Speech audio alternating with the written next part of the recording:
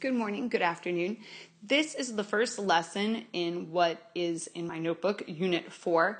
It's actually a very, very short unit, so you can expect to have just a few lessons, a little bit of practice, and then we will have a big quiz or small test, however you'd like to think about it. Usually that's a good thing though, so don't freak out about that. When we have more tests more often, they cover less material, and so that's usually a good thing for students. In this lesson, we're going to look at vertex form of parabolas. And what this entails is introducing a new family of functions. So to kind of review some of our vocab there, remember that a family of functions is a group of functions that have some traits in common but are not identical. So I'll kind of put that in here. Okay, so that just puts it in writing. To review what a family of functions is, it's the group of functions.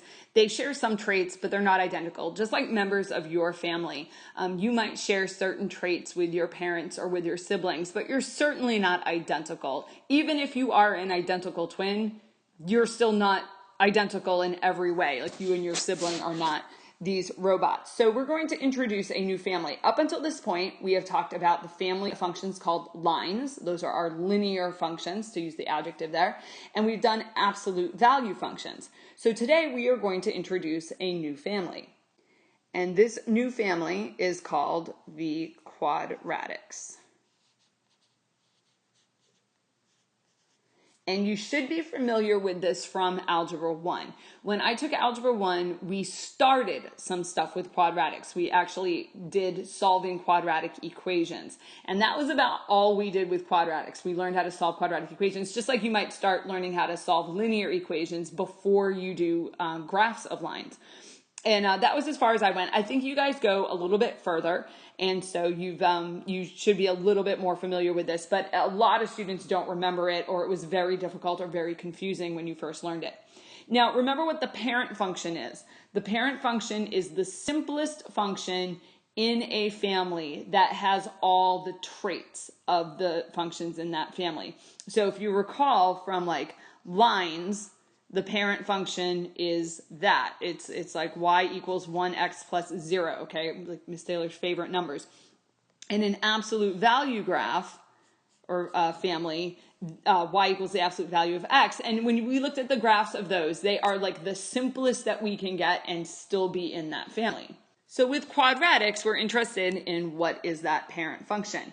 Well, it is f of x is equal to x squared.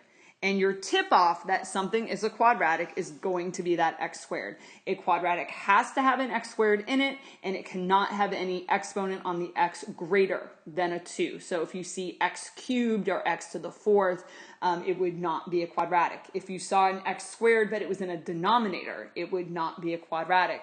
And like an x squared under a square root, like we don't want to mess with it. That gets into what the definition of a polynomial is, and if I gave that to you, it would freak everybody out. So I'm not going to give you the definition of that. We'll just keep it at, when you see that squaring, that's your tip off that you're looking at this family of functions. So now that we know the name of the family and we know the parent, what we'd like to do is figure out, what does this graph look like? And if you remember from our study of lines and absolute values, we can graph anything in the universe by building a table and plotting points. It's tedious, it can be boring, but it's also very powerful. So let's go ahead and see what this graph looks like, or get some idea of this graph by plotting points. So I put a table here. And, when you're graphing these, if you don't have some idea on what values of x you should pick, you can end up picking very unuseful or like impractical values for x. And when I give you guys an exercise, the one that I will have students do on their own is the graph of what's called a hyperbola. And I will actually give you the numbers for x, because if you pick the wrong numbers, you can end up really misunderstanding what the shape of the graph is. And we don't want to do that. So this is, we picked the numbers -3 to +3 in integers. And when you're picking numbers, you often do want to pick some positive numbers. You want to pick some negative numbers. For hyperbolas, you actually need to pick a lot of numbers in between 0 and 1, like 1/2, 1/4, 1/3, and so forth, which you might not normally pick. So to do this out, we would plug in our values. So we would say f of 3. And do remember to put the parentheses around that. On your last test, a lot of you are still not putting parentheses around it. And I have not yet taken off points for not putting the parentheses as long as you gave me the right answer at the end. But I am about at the point where I will, because it is a notational mistake. It is an error. It is not correct for you to say this. That is something mathematically different, even if you end up fixing the mistake later. So just keep that in mind. F of -3, remember to square something means to multiply by itself. So -3 times -3 is +9. And what that means is that this graph goes through the point -3, 9, or -3, 9 makes that equation true. Okay, going into the next one, f of -2 would be -2 squared, which is 4. F of -1 is -1 squared, which is +1. 0, this would be 0 squared, which is 0. 1, we would do 1 squared, which would give us 1. And then 2 squared is 4, and 3 squared is 9. Now, this is still a function, because remember the definition of a function is that each x gives you only one y value out. Remember that f of x represents our y.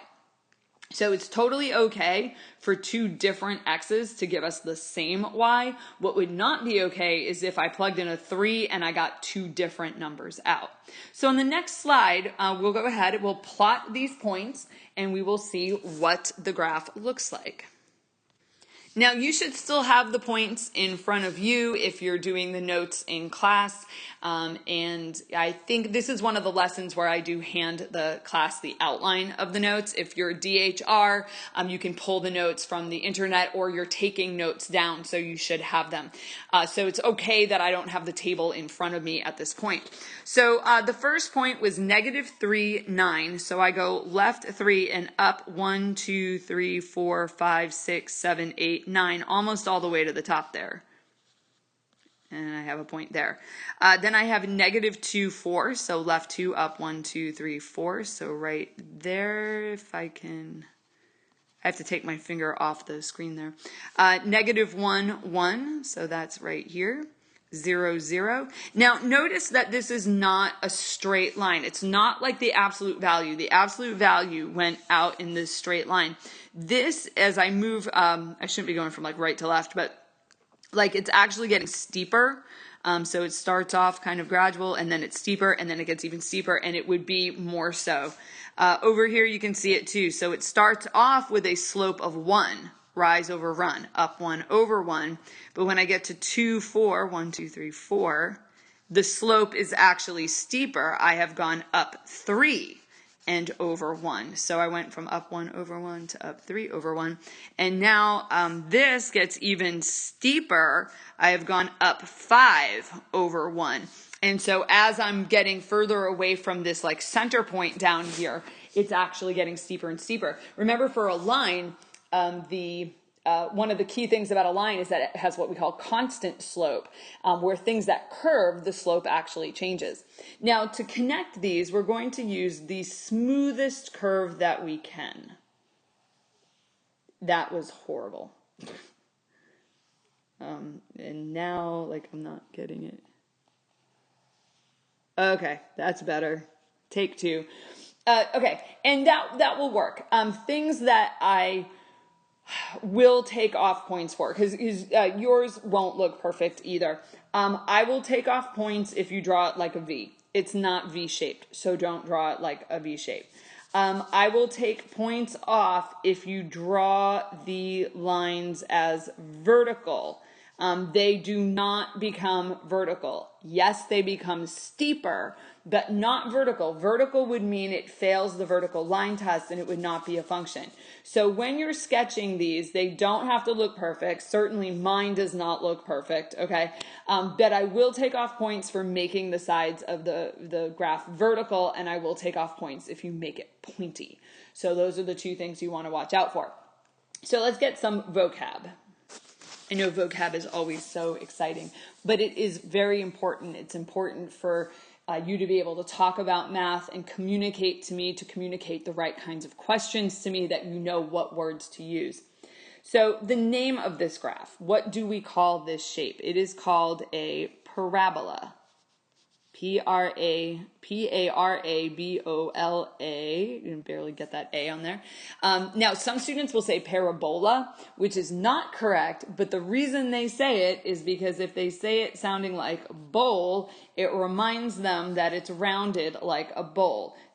I'm okay with you doing that, just don't do it out loud in front of the wrong people, because the accent is on the second syllable, so it is parabola. Now, the vertex is one of the key points on the graph, and the vertex is, in this one, it's this point right here. There's lots of different ways we can define the vertex, but we will define it as the turning point.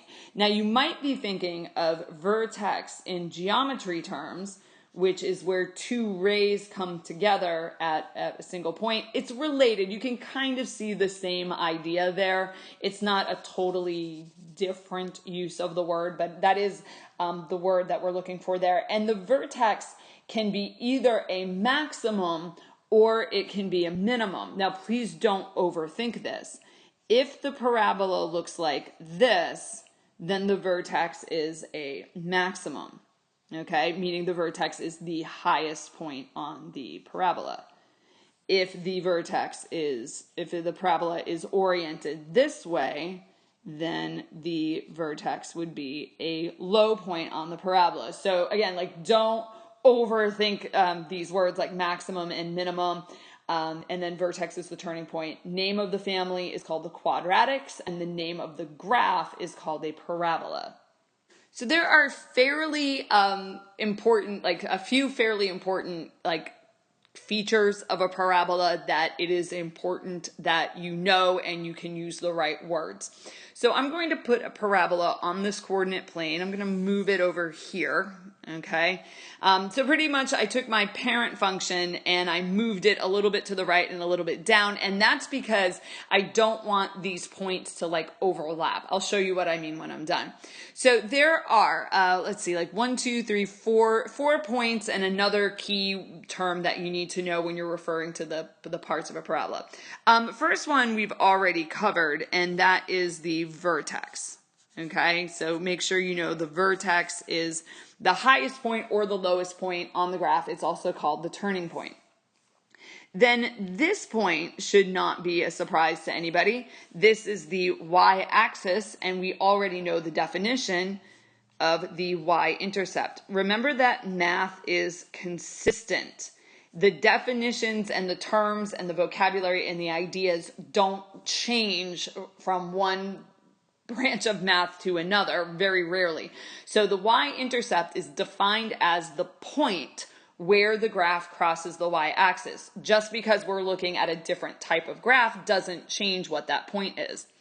Then there are, in this case, two of these, okay, and I'm going to do this down here. There are three words that you can see to describe those points. The first one is the x-intercept, and I'll put like an S in parentheses because there obviously can be more than one. Now, there doesn't have to be more than one. Lines only have one, but there could be more than one. In fact, there could be infinitely number x-intercepts. You'll only have one y-intercept. Now, another word for these points are called the roots. And if you participated in one of the graphing calculator lessons, we did that. The Casio graphing calculator will refer to the x-intercepts as the roots. So if you're looking for x-intercepts, you need to know on your calculator that it's going to be the root.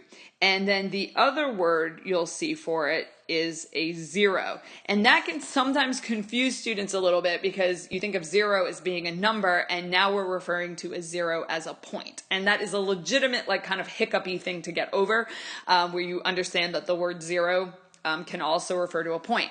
Now, the reason why it's referred to as a zero, because this will help it make a little bit more sense, is if you were to look at the coordinates of the x-intercepts, the y-coordinate would be a zero. Okay, all the time. And that's why they're called zeros. So the x-intercepts or roots are also called zeros, and it's because of the y-coordinate of the x-intercepts. The last thing that you want to know, and I'll change the color to the green, is this vertical line. Now, I'm dashing it because it is not a part of the graph. Okay, I'll say it again. It's not a part of the graph, but it is a vertical line that goes through the middle of the parabola, where if you were to look at the left-hand side and the right-hand side, it would be mirror images. Okay, so if there's a reflection, you could like mirror this over to the other side. That line is called the axis of symmetry. Axis of symmetry. That is very poorly written. That is S-Y-M-M-E-T-R-Y, symmetry. Axis of symmetry. Do note that the axis of symmetry goes through the vertex. Okay, so when you're asked to find the vertex, you're also asked to find a piece of the axis of symmetry as well. All right, so we're going to do a quick exploration. I'm not sure at the time of this recording exactly how we're going to do this exploration, but we'll do it fairly quickly. It's going to be very much like the exploration that we did with absolute values. So what we're going to do is do an exploration of the transformations on this new family of functions called quadratics. So I'm going to fill in this left-hand side with, I think it's 7 different equations, and then we will go through them together and discuss what the transformations are. So what we will do at this point is we will stop the video and we'll transition over to either the document camera or whatever we're doing in the face-to-face class, and we will go through this and make our predictions about what we think the graph will do.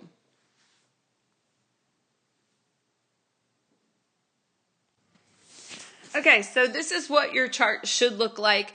If you are watching this video as makeup, or if you've been absent from class, I do encourage you to watch the recorded class from the DHR section, which should be posted, which will take us through the development of where all these answers come from. I don't want you just copying down answers because you can and not see where they come from. So what we want to notice about this, what is clear and what's key, is that this is the same as for absolute values. Because math is awesome like that, and it's consistent. And so what, we'll go back over here.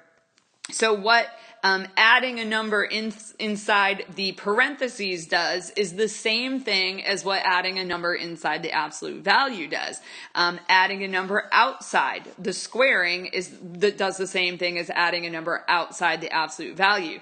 A negative has the same effect on the graph. So once you learn this for one family of functions, you can actually transfer this to all kinds of families of functions. In fact, all of them. And so even though it's not something that we're going to cover anytime soon, if I were to show you this, and we haven't even talked about like what family this is or what the graph looks like, you could say, well, we're adding a 2 outside of that, the square root, it must go up 2. And you would be absolutely correct. We could look at something like this. Okay, and it could say like cosine x, and you're like, I don't even know what this actually is a wave. Okay, it does this deal. Okay, which we won't even study this year. But if you recognize that a -3 outside the function makes it go down 3, and you would answer a question, oh, I think that goes down 3, you would get the question right, because math is consistent. So to make our summary, we did this for the absolute value as well. We have this, and the only difference is that instead of an absolute value, we have the squaring. Now, the squaring does not affect like the movement of the graph at all. Okay, the squaring is what tells you the shape. It's telling you that the shape of the graph is going to be a parabola. It's going to be a quadratic. If you see the negative out front, it means it will flip the graph over the x-axis. If you see a number multiplying the function, if that number is greater than 1, it makes the graph skinny. If that number is less than 1, it makes the graph wide. Okay? And remember, those aren't the technical math terms for that. The math terms are stretch. This is a stretch and this is a compression, but I'm more interested in that you are able to clearly express what happens there, and skinny and wide will work just as well. Inside the function, so in this case it's inside the squaring, if that number is positive, it will go to the left. If that number is negative, it goes to the right. And the number tacked onto the outside, if that number is positive, it goes up, and if it is negative, it goes down. That is exactly the same rules as what worked with absolute value. It's a little bit weirder to see it. The parabola is not too bad to see the transformations. Some of these other graphs are really hard to see them, and so you don't really want to practice the transformations on those graphs because they're definitely harder to see. So a couple of things to note. HK, oh, that's terrible, okay. HK is the vertex, okay? That is the vertex, without flipping the sign. So that can get a little bit tricky. What I actually usually encourage students to do when they're asked to state the vertex is to go through this process here with the left and the right, because that will help you locate the vertex. If you just go by the equation, students will trip over the negative for, I think, obvious reasons, because it's backwards from what you expect. Now, here's what's also interesting. X equals h is the equation for the axis of symmetry. Symmetry. Okay, and so when you're asked to state the axis of symmetry, you would just pull the x coordinate of the vertex, because we'll kind of go back to this, because the axis of symmetry actually goes through the vertex. So if you wanted to, if you wanted to locate where on the axis that was, it would be the same as the coordinate for the vertex. Okay, so what we have next are some example problems where you state the transformation, state the vertex, the axis of symmetry, and sketch each graph. What I think I am going to do is probably break this lesson up a little bit, because I think it's getting a little bit long, and we will actually split this into 2 class periods, and instead of me giving you a separate homework assignment, we will follow it with a classwork assignment instead. I'm doing this lesson much, much earlier than we are going to do it in class, so a lot could change. But we're going to cut off the lesson there.